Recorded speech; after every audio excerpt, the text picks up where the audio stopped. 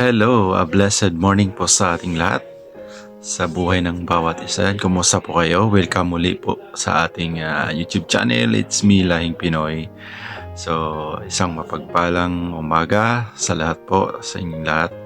Naway nasa mabuting kalagayan kayo. At this morning po muli, meron tayong i-share na video. Nakita nating video at bigyan po natin ng reaction. Isang napakagandang awitin po. So, bago niyan, mayroon po akong i-share sa inyo isang verse mula po sa Psalms 5, chapter 5, verse 8. Sabi po, "Lead me, O Lord, in your righteousness. Because of my enemy, make your way straight before me."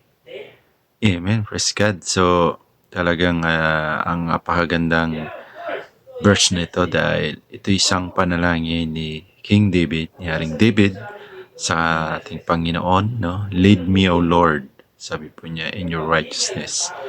Because of my enemies." Dahil nanalangin siya dahil mayroon siyang challenges, mayroon siyang difficulties. Nanalangin siya dahil mayroon siyang mga problems na mai-encounters. So, he called unto God through prayers. So, he asked God, "Lead me, O Lord." So, ganun din po sa ating mga buhay ngayon, kapatid. Kung ating i-apply to, we need to ask God guidance. We need to ask God probations. We need to ask God right way kung anong dapat natin gawin. So, kasi ang Panginoon ay siyang mag-guide sa atin. Ang Panginoon ay siyang magdadirect sa ating mga buhay, sa ating mga gagawin. Even our enemies or saan mang areas, difficulties sa ating buhay, kailangan we need to call unto God dahil ang Lord ang siyang magagabay sa atin lahat ng ating gagawin, lahat ng ating mga desisyon. Si Lord ang magbigay ng right way, ng tama by His will. Sabi din dito, "Make your way straight before me." Amen. So, truly God na ang Panginoon ang siyang mag-guide sa atin sa anumang mga desisyon natin, kung ano man po ang mga may encounter nating problems or mayroon ba tayong mga pinagdadaanan. So, we have to leave it to God. Leave it to God dahil siya ang mag-provide ng mga solution, mga kasagutan sa ating mga problema. So, that's the prayer of King David sa ating mga buhay din. We need to apply on this verse na kailangan we need to call on the God. His righteousness will lead us sa ating mga boys. I-lead niya tayo sa ating lahat po ng ating gagawin. So, yan po muna ang may share ko siya. So, bago ang lahat, panoorin po natin isang magandang awit na ihandog sa atin na isang napakagandang awit mula po kay Nor Ray ba?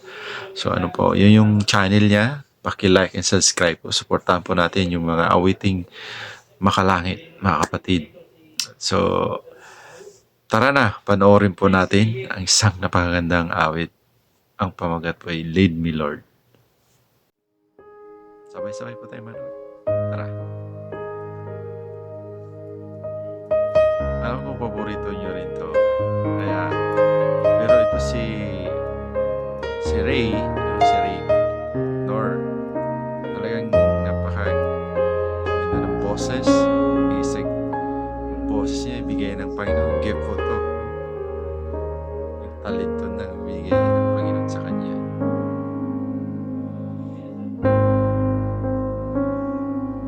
Lead me, Lord, lead me by the hand, and let me face the rising sun. Comfort me through all the pain that life may bring. There's no other hope that I can lean upon.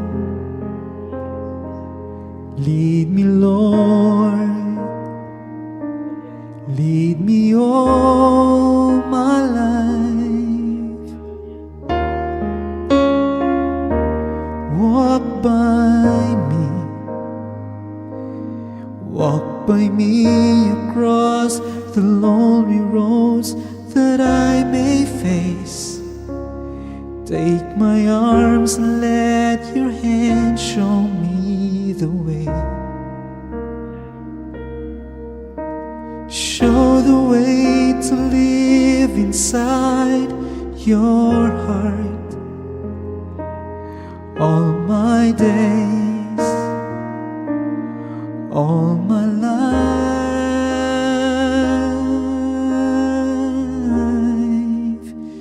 You are my light. You're the lamp upon my feet, and all the time, Lord, I need you there. You are my light. I cannot live alone. Let me stay by your guiding love all through my life. Lead me, Lord.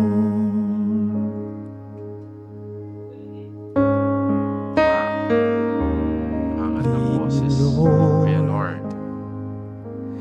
Even though at times I'd rather go along my way, help me take the right direction. Take your road.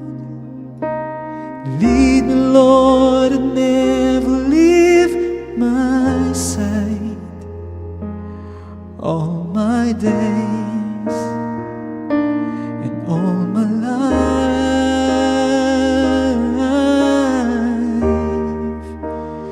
You are my light, and you're the lamp upon my feet, and all the time, Lord, I need you there.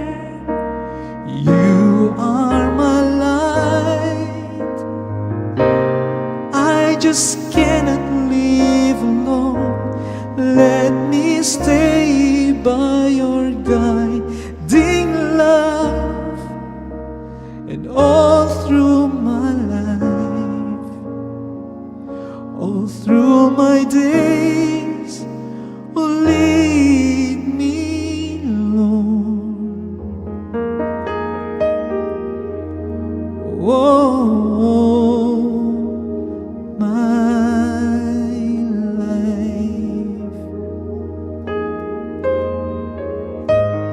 Wow.